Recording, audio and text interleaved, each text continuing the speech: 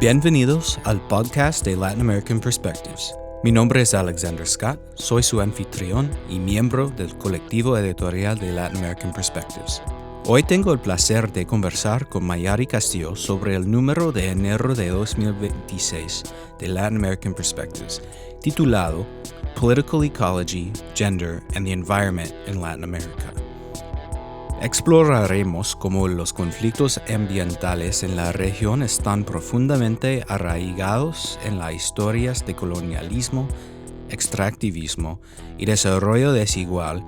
y por qué el género es una dimensión central, no secundaria, para comprender estas dinámicas. También discutiremos conceptos clave como cuerpo-territorio, el papel del cuidado y la vida cotidiana en el sostenimiento de las comunidades y las formas de liderazgo, resistencia y riesgo que configuran las luchas socioambientales contemporáneas, especialmente en un contexto de creciente polarización política y ascenso de fuerzas de derecha en la región.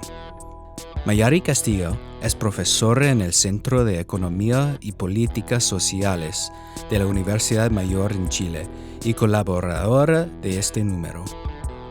Sin más preámbulo, vamos a la entrevista.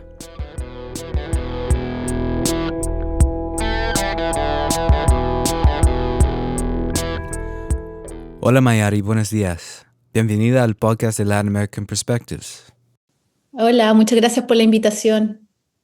Para comenzar, en la introducción, usted sitúa la ecología política como una forma de comprender la relación entre sociedad, naturaleza y poder en América Latina.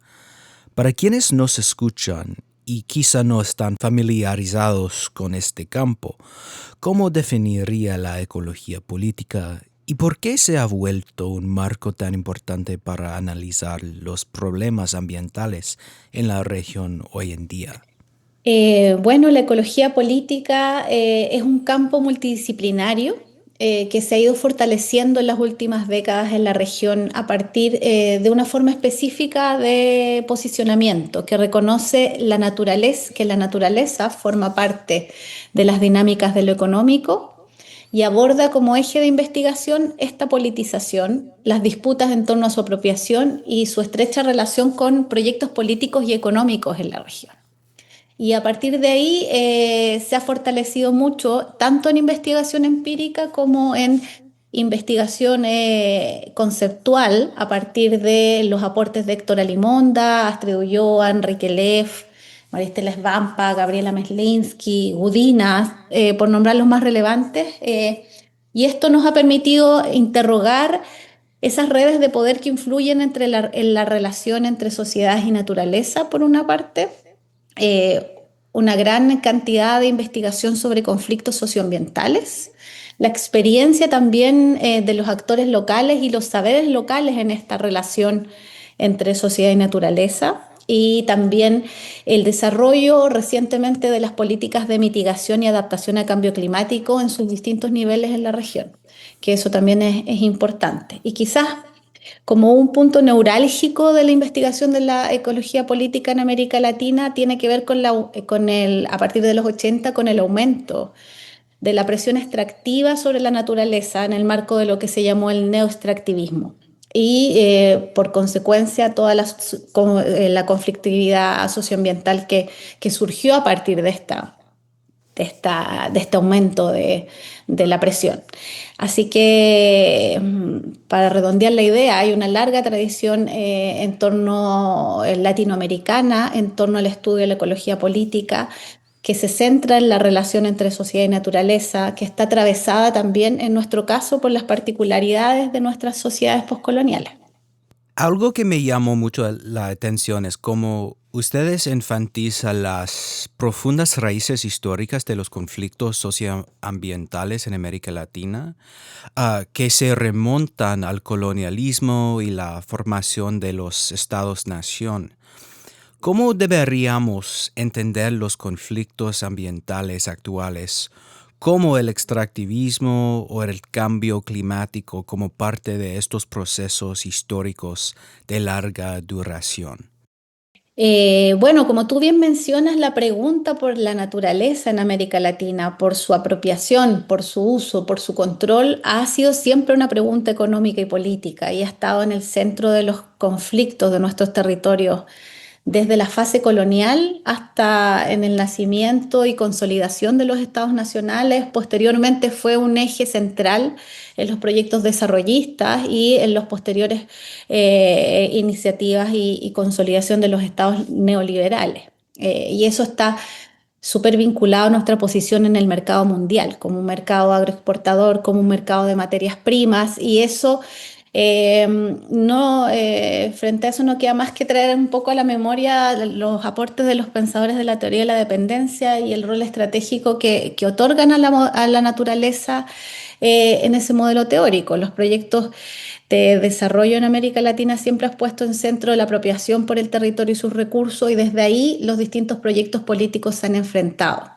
Y en esa línea la conflictividad socioambiental también deriva de ahí, de esa disputa por el control de la naturaleza. Y en esa línea, bueno, hoy en día, ¿cómo debemos entender la conflictividad socioambiental? Yo creo que hay una línea que tiene que ver con entenderlo desde estos legados postcoloniales que tienen que ver con esta histórica disputa por quién controla la naturaleza en América Latina, pero por otro lado, también hay que entenderlo, como mencionaba anteriormente, en el marco de la agudización de esta presión extractiva de los territorios, que hoy en día, en medio de una crisis socioambiental aguda como la que estamos viendo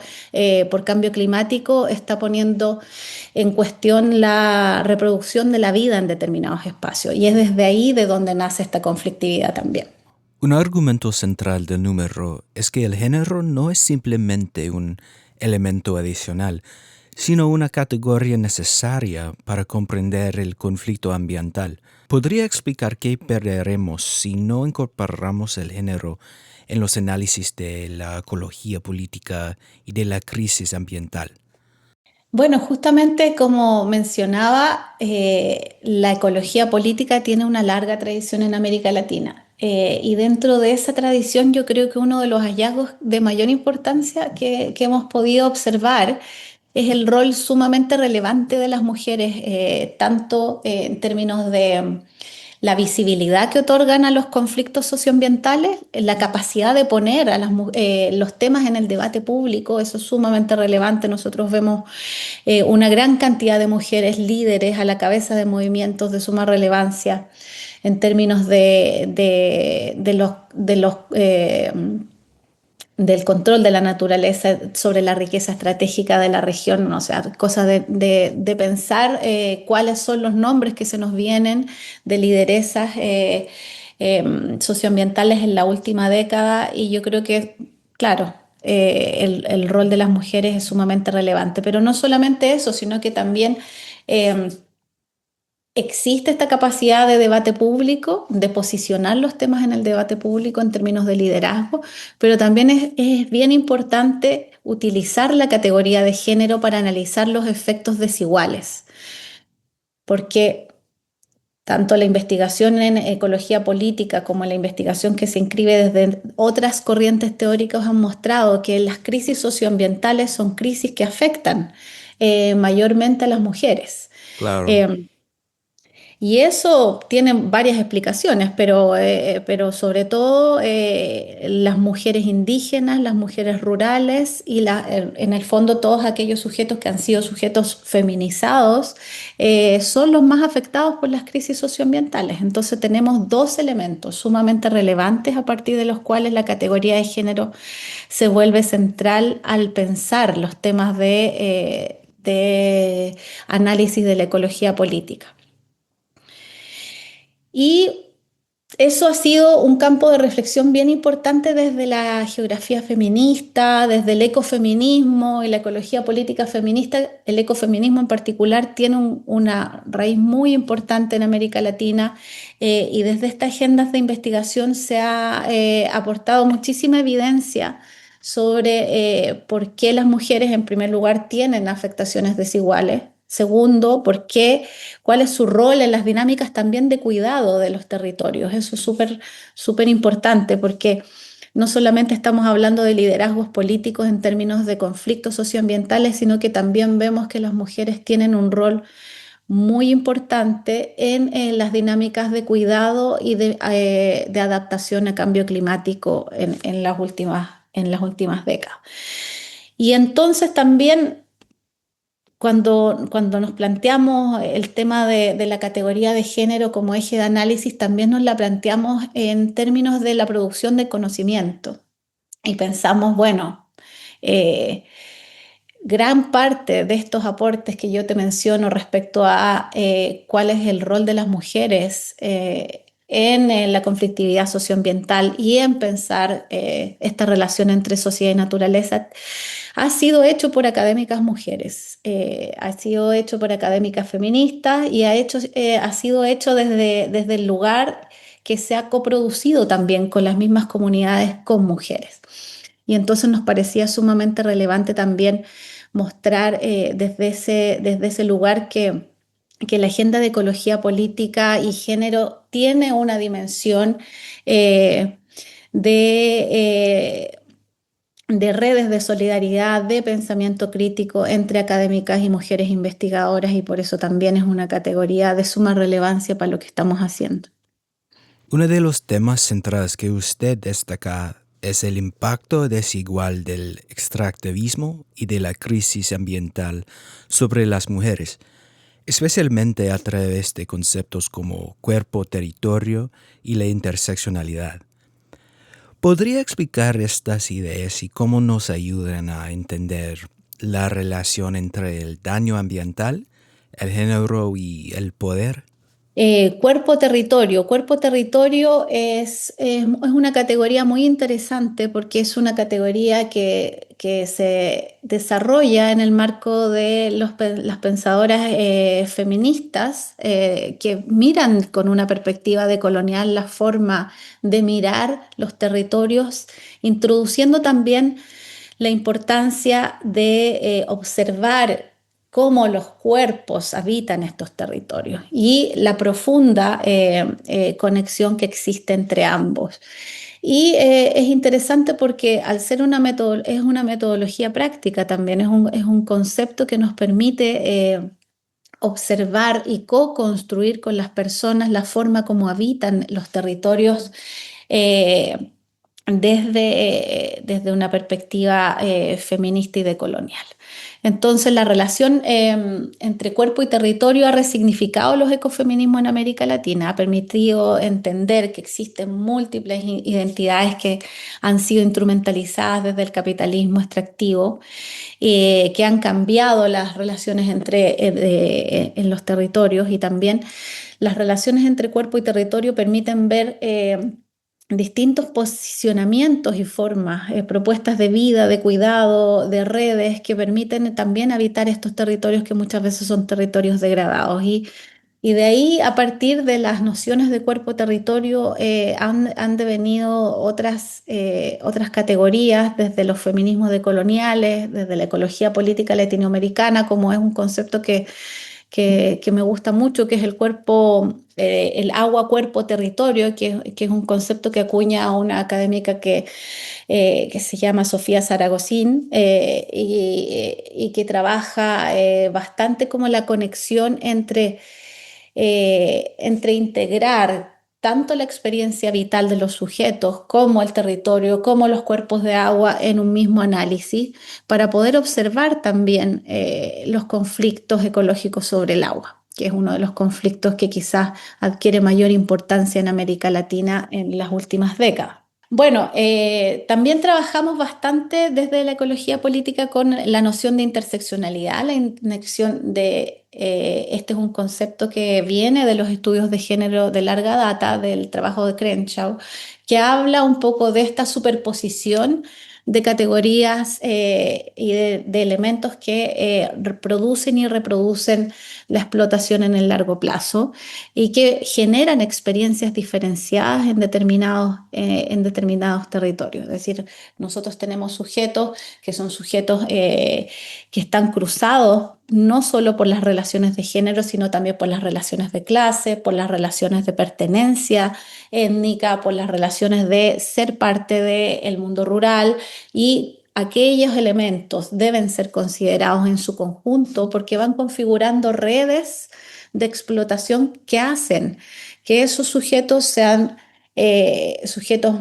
que están en posición de mayor vulnerabilidad que otros. Entonces, ¿cómo operacionalizamos esto en términos de la ecología política? Es mirando los territorios como territorios diversos, es mirando la experiencia de los sujetos que ahí habitan a partir de las distintas variables de estratificación que intervienen en su experiencia y también poniendo un énfasis sumamente importante en las categorías de género, clase y etnicidad como uno de los tres, como los tres elementos que son constitutivos de las desigualdades en América Latina. Otra parte muy interesante del número para mí es el enfoque en el cuidado, la vida cotidiana y los saberes locales, en particular el papel que desempeñan las mujeres en el sostenimiento de las comunidades y los ecosistemas. ¿Cómo transforma esto la manera en que pensamos la política ambiental más allá de la protesta o los debates sobre políticas públicas? Interesante pregunta, porque yo creo que Gracias. uno de los hallazgos de las investigaciones sobre ecología política es que las mujeres tienen un rol muy importante en la movilización de recursos de los territorios, desde siempre, no solo a partir de la crisis socioambiental, no solo a partir del manejo de la naturaleza, sino que esto está en la base de las formas de reproducción de la vida. Y por eso mismo tienen un rol sumamente relevante en el marco de los conflictos y en los contextos de crisis. Son quienes permiten también reorganizar ciertos recursos, redistribuir ciertos recursos. Hay redes que se activan y por eso también es que muchas de las políticas que están orientadas a mitigación y adaptación en cambio climático, por ejemplo, o en adaptación en crisis a eventos extremos, eventos climáticos extremos, han sido pensadas también con un énfasis en estas redes que las mujeres tejen en los territorios y que les permiten la reproducción de la vida. Lo que hemos visto en las distintas investigaciones es que las mujeres, al estar insertas en la vida cotidiana, intercambian muchos recursos y a partir de ahí también activan muchas formas de movilización, pero también tienen una forma importante de saber adaptado sobre sus territorios, saberes locales, saberes indígenas, saberes tradicionales, que en el fondo permiten pensar la política ambiental, las políticas públicas también, desde un lugar distinto, ya no desde un lugar que es una política que se impone desde arriba, que viene diseñada desde un lugar central y que se aplica a un territorio, sino que yo diría que la invitación desde esta perspectiva es hacer una política que recoja estas redes de cuidado, este énfasis en la vida cotidiana, estos saberes locales, tradicionales, indígenas, para la adaptación, mitigación de cambio climático, pero también para otra gestión que tenga que ver con recursos y con medio ambiente. Y hay bastantes experiencias, por ejemplo, en manejo de bosques, en manejo de cuencas, en manejo de contaminación, restauración ecológica, en las cuales las mujeres, a partir de sus propios conocimientos locales, indígenas y tradicionales, han logrado hacer una gestión más comprensiva, porque eso también es algo sumamente relevante. Los datos y lo que nos muestra la investigación es que las mujeres, al tener esta visión integrada de los territorios que les da la experiencia de la vida cotidiana, también son capaces de hacer, cuando están en posiciones de liderazgo, de diseñar medidas que son más comprensivas y más equitativas para todos. Y esto no es menor, sobre todo nosotros tenemos una experiencia bien concreta con los casos de agua acá en Chile y hemos podido observar bien claramente cómo las mujeres son capaces de observar las cuencas de manera distinta. Nosotros tenemos un sistema de agua que divide el agua superficial con el agua subterránea. Legalmente son distintos dueños. Sin embargo, cuando hay mujeres liderando y organizando la gestión de agua en contextos de sequía o de crisis, ellas son capaces de integrar esta gestión en una sola mirada y hacer un manejo más solidario que permita también la inclusión de los pequeños agricultores, de quienes están en posición de mayor vulnerabilidad. Y por eso también yo diría que es un gran aporte a las políticas públicas si es que se logra capitalizar y entrar y dialogar con ello, porque también el gran desafío ahí es que normalmente el Estado no tiene espacio para que este diálogo se produzca. No existen instancias ni de diálogo ni de incorporación de las comunidades locales a los diseños de política pública ambiental y mucho menos a los diseños de política sobre cambio climático que, como bien hemos visto también desde la ecología política, tienen niveles de negociación internacional que imponen ciertos marcos frente a los cuales las comunidades no tienen mucho que decir. Y tengo otra pregunta en este tema de la política. Originalmente no fue parte de mi script, pero soy el sociólogo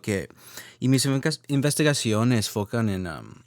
la extrema derecha y la política de la derecha. Y en varios países de América Latina estamos viendo el ascenso o retorno de fuerzas políticas de derecha y de extrema derecha. En Chile, por ejemplo, o Argentina también. Y muchas veces acompañadas de agendas antiambientales, extractivistas o abiertamente hostiles hacia movimientos sociales como el feminismo, indigenismo. Y ¿cómo se entrelaza este giro político con los conflictos socioambientales que analiza en este número? Y en ese contexto, ¿qué desafíos y posibilidades emergen para las luchas feministas y de ecología política en la región hoy? Nosotros precisamente acá en Chile tenemos el reciente ascenso de un gobierno de extrema derecha, que es el gobierno de José Antonio Kast, y yo creo que Es un hijo de un nazi, ¿no? así es. Justamente, como te decía al principio, los proyectos políticos en América Latina están muy engarzados con la disputa por el control de la naturaleza y sus recursos. Entonces, una de las primeras medidas que tomó el gobierno de José Antonio Kast, que era un gobierno de extrema derecha, fue el retiro de una gran cantidad de decretos ambientales que permitían la protección de zonas estratégicas en términos de recursos como el litio, también biodiversidad, costas y otros elementos de suma relevancia que habían tratado de ser protegidos durante bastante tiempo y que finalmente hoy en día están en peligro nuevamente. Y eso tiene que ver con la visión que tienen los gobiernos de extrema derecha de son los recursos de América Latina. Chile hoy en día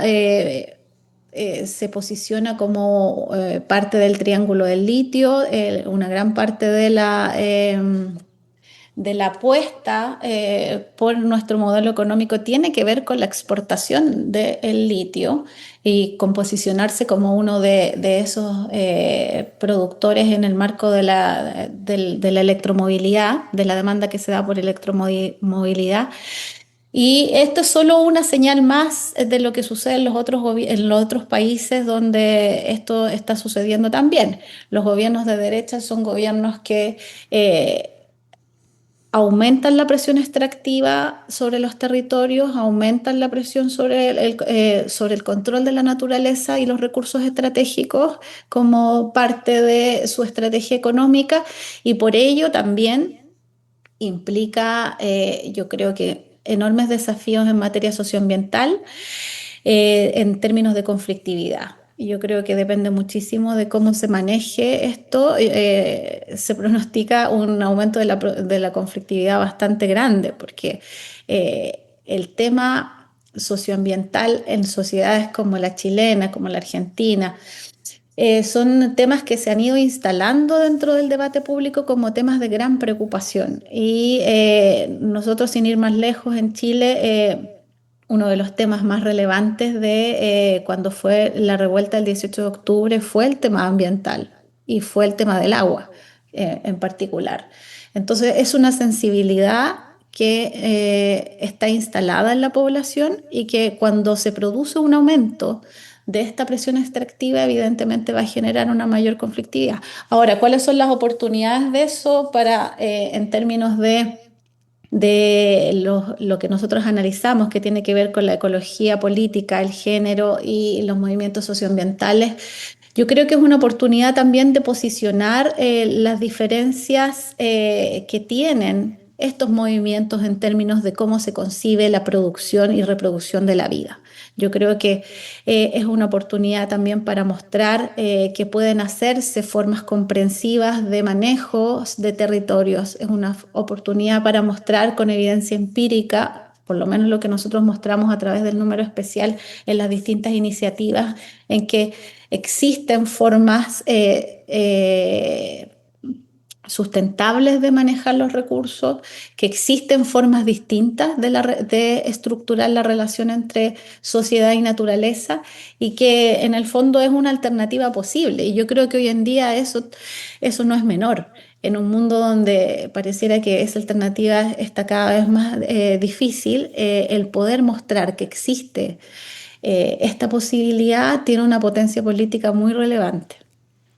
En el número destaca el liderazgo de las mujeres en las luchas socioambientales, pero también los riesgos y la violencia que enfrentan. ¿Cómo deberíamos entender tanto la importancia política de este liderazgo como los peligros que conlleva en el contexto actual de extractivismo y conflicto ambiental? Bueno, justamente esa es como la contracara, ¿no? El liderazgo de las mujeres va asociada a un fenómeno que nosotros hemos llamado despatriarcalización de los territorios. Normalmente las mujeres enfrentan muchas barreras para llegar a ser líderes en estas luchas socioambientales, que no son barreras solamente a nivel de la demanda al Estado o la demanda a la empresa privada con la cual están luchando, sino que también a nivel de sus propios territorios, sus propias organizaciones en las cuales muchas veces enfrentan violencia, discriminación, y eso es algo que vemos todos los días. Pero también existe una mayor exposición en términos de los riesgos que asumen al asumir estos liderazgos públicos. Y ahí quizás nosotros lo mencionamos en la introducción en alguna parte, que la América Latina es una de las regiones que tiene un mayor número de conflictos socioambientales activos y donde también existe una mayor cantidad de defensores ambientales asesinados. Y yo creo que eso es como una cifra que, eh, puede levantar mucha alerta, porque si observamos la cifra que dice que un 85% de los asesinatos de activistas socioambientales se producen en América Latina y pensamos que la mayoría de ellas son mujeres, entonces estamos viendo no solo una violencia hacia la movilización popular, no solo una violencia hacia al movimiento social, sino que una violencia de género y una reacción también a los liderazgos femeninos que se dan en estos términos. Y solo quizás para ahondar en temas de qué es lo que sucede, nosotros presentamos varios casos en el número especial que hablan sobre estas dificultades que enfrentan las mujeres para acceder a los espacios de decisión dentro de sus propios territorios y dentro de ello también hablamos de en el fondo cómo estas mujeres, si bien tienen una gran visibilidad en algún momento, tiende los conflictos a que cuando se institucionalizan, cuando pasan a manos del Estado, cuando se generan mesas de diálogo, cuando se generan instancias formales de decisión, las mujeres entonces quedan desplazadas y los liderazgos pasan a manos masculinas. Entonces, lo que estamos viendo acá es que El liderazgo de las mujeres es de suma relevancia, pero no se le da esa relevancia cuando se habla, cuando se trata y cuando se decide a nivel de los territorios qué es lo que se va a hacer. Entonces, las experiencias que nosotros mostramos también nos permiten hablar, por un lado, de estas dificultades que enfrentan en sus propios territorios, con sus propias organizaciones, pero también de estas dificultades y riesgos que enfrentan a nivel nacional e internacional, en los cuales se convierten también en flanco, incluso de peligro de muerte. Dando un paso atrás, ¿qué le gustaría que quienes nos escuchan, especialmente estudiantes o personas que se acercan por primera vez a estos debates, se lleven de este número sobre la relación entre género, medio ambiente y poder político en América Latina contemporánea? Yo creo que hay varias contribuciones de este número, de esta relación entre género y ecología política. La primera, yo creo que nos muestra esta evidencia empírica reciente que, como yo te mencionaba, es sumamente relevante en un contexto de avance de la derecha en América Latina, en lo cual nosotros podemos observar cómo el rol de las mujeres es de suma relevancia en el manejo de ciertos territorios, en sus liderazgos, en conflictividad socioambiental, pero también en sus roles de cuidado y en su mayor afectación en términos de las crisis socioambientales. En el fondo, mostrar esto hoy en día yo creo que tiene un valor de por sí, en un contexto en el que la categoría de género está siendo puesta en cuestión como un elemento de relevancia y la discusión sobre medio ambiente también está siendo puesta en cuestión como un elemento de relevancia. Entonces acá estamos mostrando las dos cosas como a través de estudios de caso que nos permiten imaginar también otros futuros posibles. Y yo creo que eso sin duda para los estudiantes, para quienes se acercan a este campo de estudio es sumamente importante. Por otro lado, yo creo que es relevante también que existe una gran diversidad de aproximaciones teóricas y metodológicas. Dentro de este número existe diversidad de países, pero también existe diversidad en la forma en que se aproximan a esto. En algunos se aproximan más desde el lugar de los impactos diferenciados, en otro desde el liderazgo, desde el ecofeminismo, del feminismo territorial. Tienen distintas visiones y yo creo que eso nos permite tener un abanico de opciones a la hora de analizar y entrar a este debate. Y por otro lado, una cosa que me llama la atención al revisarlo y al mirarlo y que me llena de alegría también tiene que ver con esta innovación metodológica que tienen muchos de ellos, en los cuales se trabaja con la coproducción de conocimientos, con el trabajo con las comunidades, y eso nos habla también eh, de un esfuerzo muy sustantivo que hicieron las investigadoras de mostrar que existen formas distintas de hacer investigación académica que es respetuosa, que, eh, que considera al otro como parte de la investigación desde un lugar y desde una perspectiva decolonial. Y ahí hay innovaciones muy importantes y muy interesantes. Me recuerdo ahora en particular de algunos artículos en los cuales, por ejemplo, el mismo de Katy Jenkins, quien nos pudo acompañar acá, sobre las prácticas alimentarias de las mujeres en Ecuador, donde existió trabajo colaborativo, de coproducción de conocimiento a través de Photo Voice, y eso me gusta mucho porque creo que además entrega la posibilidad de pensar en la metodología como un dispositivo también, que no es solo una herramienta, sino un dispositivo a través del cual nosotros nos posicionamos epistemológicamente y en un cierto debate. Y la ecología política que viene desde la línea del feminismo y que trabaja con las categorías de género, tiene una apuesta muy importante por decolonizar también los métodos como una forma de producción de conocimiento que nos permita insertarnos en los territorios de una manera más comprensiva. Y por otro lado, yo creo que un último elemento está cruzado porque hicimos un esfuerzo muy importante de entregar trabajos que, si bien la convocatoria no fue exclusiva y tampoco fue algo restrictivo, pero sí nos llamó bastante la atención que la mayoría de los trabajos que recibimos fueron liderados por mujeres. Eh, Su primera autora es mujer y yo creo que eso también nos permite visibilizar la amplia producción que tienen las académicas mujeres en América Latina y trabajar un poquito y quizás aportar un poquito en las brechas de género en el mundo académico que persisten en nuestra región de manera muy importante.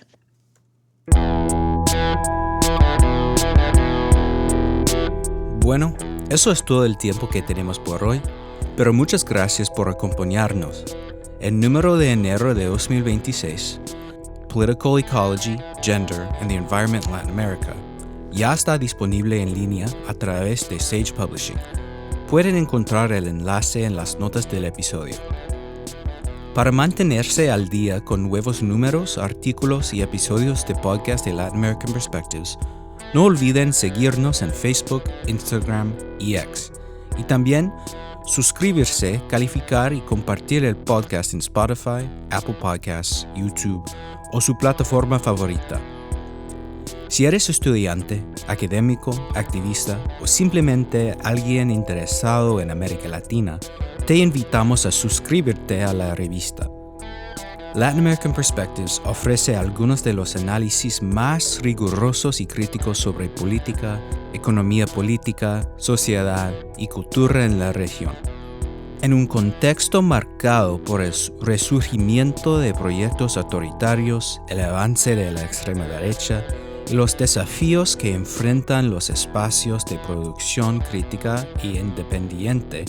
apoyar revistas como Latin American Perspectives es más importante que nunca. Tu suscripción ayuda a sostener un espacio fundamental para el pensamiento crítico, internacionalista y comprometido con la justicia social. Hasta la próxima. Gracias.